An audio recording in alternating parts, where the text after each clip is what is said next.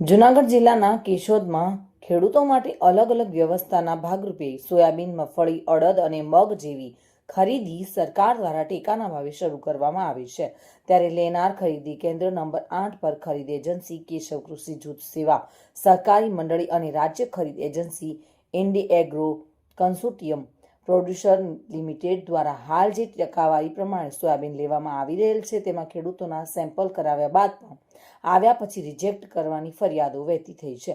ત્યારે વરસાદી માહોલ વચ્ચે ખેડૂતોને મુશ્કેલીમાં વધારો થયો હોય, પરંતુ સરકાર દ્વારા જે ખરીદી કરવાની હોય છે તે ખરીદીમાં પણ વરરાજા કરતા અણવરો વધારે ભાગ ભજવી રહ્યા છે અને ખેડૂતોને દુઃખી થવાનો વારો આવી રહ્યો છે।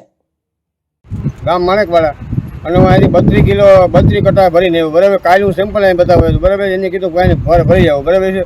તો એને પાછું આજ રિજેક્ટ કર્યું અને હું અને ગોવિંદ કાકા હાદુર વેડા છે ને એ બે પહોંચ્યા અમે આવ્યા હતા, બરાબર। હવે અટાણે મારે માલ ભરવો તો કંઈક ઉપરથી સાહેબ આવે, બરાબર છે। હવે એની રાહ હું સવારે 9 વાગ્યાની વાટ જોઉં છું, બરાબર। અટાણે 1 કે 2 થયા, બરાબર।